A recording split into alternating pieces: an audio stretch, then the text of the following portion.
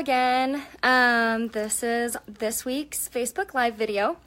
I'm Mara Mendenhall from Your Utah Doulas, located here in Utah County, Utah. And just a warm welcome from us. We are going to talk today about a topic that we as doulas hear quite often. That would be, am I gonna tear during birth? So we've got some little suggestions. Well, they might be some big suggestions, but to hopefully give you some ideas and let you know that you do have options as far as birth goes. So you're not just stuck to having that baby on your back with your legs in some stirrups. So let's first talk about episiotomies.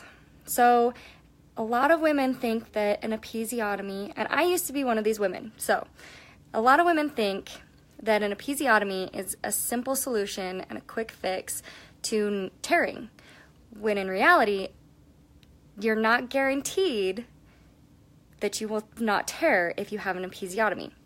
So even though you have an episiotomy, you could still tear afterwards during pushing. So episiotomy is not always a simple fix.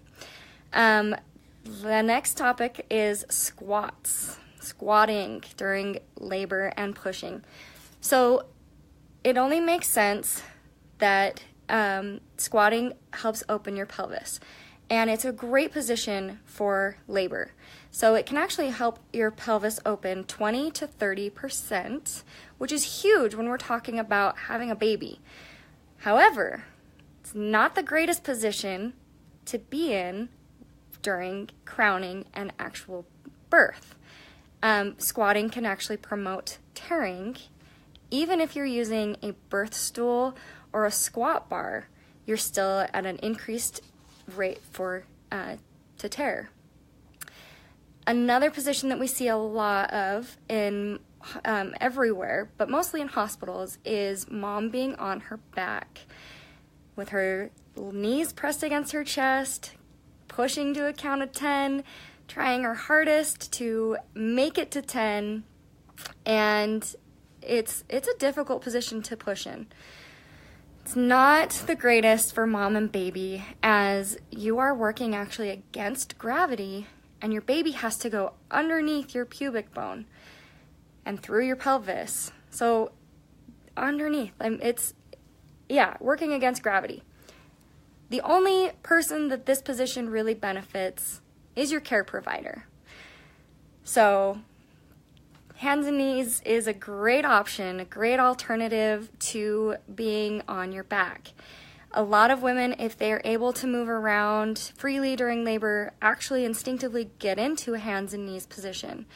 Midwife Thinking, which is a website, says that they actually see a lot of women instinctively get into the hands and knees position from squatting if they actually were able to get into a squat right before crowning, they get into hands and knees. And so just so you're aware, your care provider can very, very easily catch your baby if you are in the hands and knees position. Now, if you must lay down during labor, try a side lying position. Most hospitals now carry what's called a peanut ball, and you can put that in between your knees and help support everything as you're getting ready to have your baby. If you don't have access to a peanut ball, you can always use a pillow, but side lying is a great position if you have to be laying down. Another good thing to have on hand are warm compresses. Now, your care provider can apply warm compress during the pushing stage of labor, and you can do it yourself too. They're very easy to make. Have your support person just get some washcloths and some warm water. Now, we don't want to do too hot because we don't want to burn anybody, but some warm water on those washcloths and just apply it directly to your perineum. The warm water from the compress actually helps blood flow circulate to the area and blood flow is great because that allows for expansion of the vaginal area and the perineum to stretch. So warm compresses are great. If you are not in the hospital and you're, say, at home doing a home birth, crock pot with some water in it and washcloths is going to be a best friend. Just have them in the crock pot during labor, and when it comes time to having your baby, that crock pot can be moved to wherever you are, and those washcloths can be applied. So simple as that. Warm compresses, very easy to do and to utilize. So let's talk about perineal massage.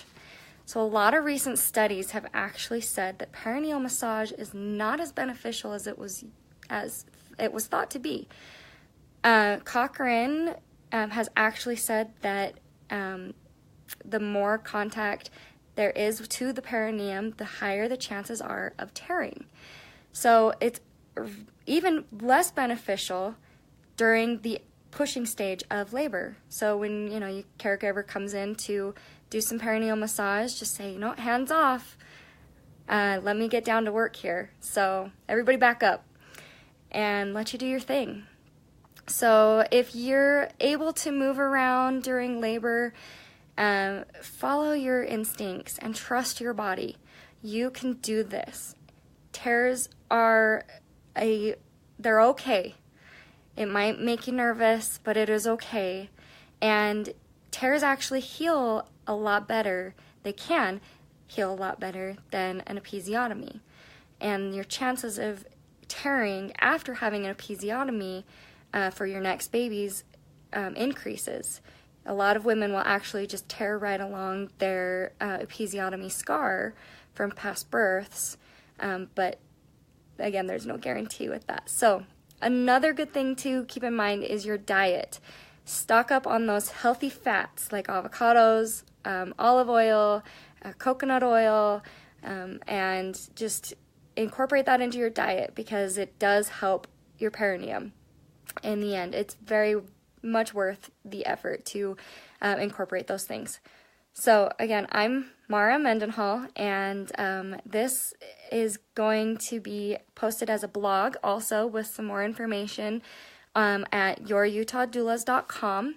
So check that out for some more info, and follow us on Instagram at yourutah.doulas. Thanks for tuning in. I hope that we were able to give you some good information about tearing and some ideas on how to support your perineum. And so yeah, hope everybody had a good Christmas, and we will see you next week.